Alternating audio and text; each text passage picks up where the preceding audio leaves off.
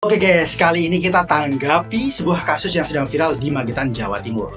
Kasus ini melibatkan seorang pemilik toko kelontong, Bitner Sainturi, yang menggugat pedagang sayur keliling dan pejabat desa dengan tuntutan ganti rugi mencapai 500 juta rupiah.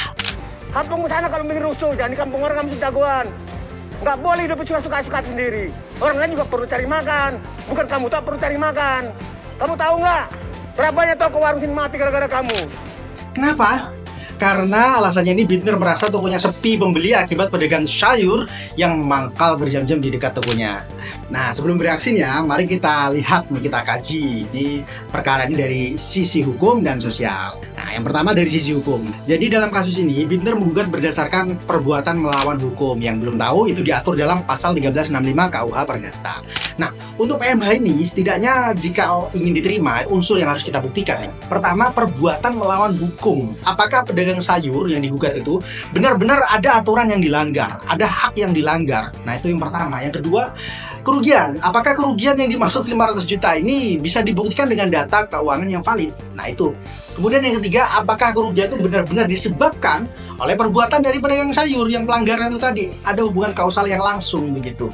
Setidaknya ya, kalau dalam kasus ini kita mengetahui bahwa Bitner ini kan mengklaim pedagang sayur melanggar perjanjian tahun 2022 yang melarang mangkal terlalu dekat dengan toko lain. Nah, ini masalahnya, perjanjian ini bagaimana sistem dan statusnya ya. Karena kepala desa ini kan menyatakan tidak ada larangan berjualan di lokasi tersebut. Ini adalah bantahan dari kepala desa. Nah, selain itu ada klaim kerugian 500 juta yang terkesan ini menurut saya tidak proporsional. Ya logika lah ya. Kan kalau kita tahu membaca berita, ini tuntutan awal di mediasi dalam kasus ini hanya 10 juta dan tiba-tiba naik menjadi 500 juta rupiah. Nah, ini membuat kasus ini terkesan sebenarnya kurang substantif ya. Sebenarnya mau dikejar itu apa? Kan gitu. Dan nanti bagaimana kerugian itu bisa dilegitimasi. Oke, lanjut saja, kita sebenarnya permasalahan ini bukan permasalahan hukum ya kalau menurut saya. Ini awalnya adalah dari sisi permasalahan sosial. Ini mencerminkan adanya ketidaksinkronan antara ya para penjual toko-toko kelontong tradisional dengan pedagang keliling sayur begitu.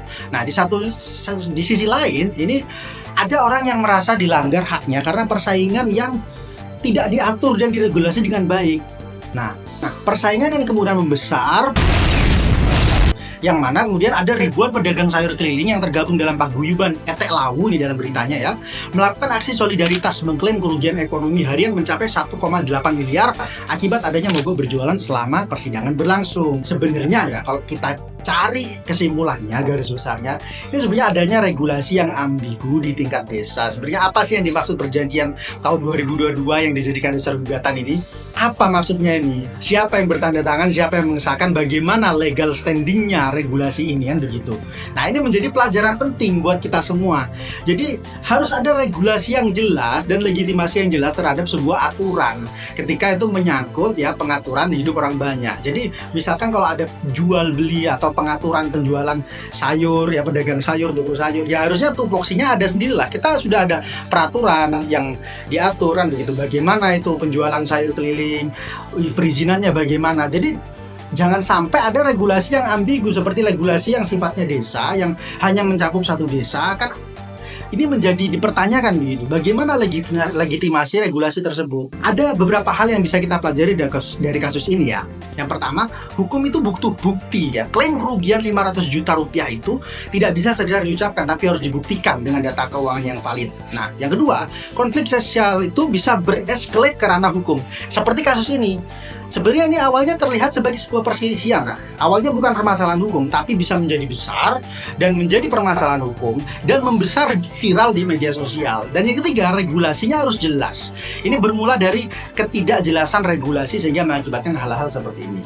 Nah, itu dulu ya, setidaknya bisa kita bagikan dalam opini kali ini. Semoga bermanfaat. Terima kasih, bye-bye.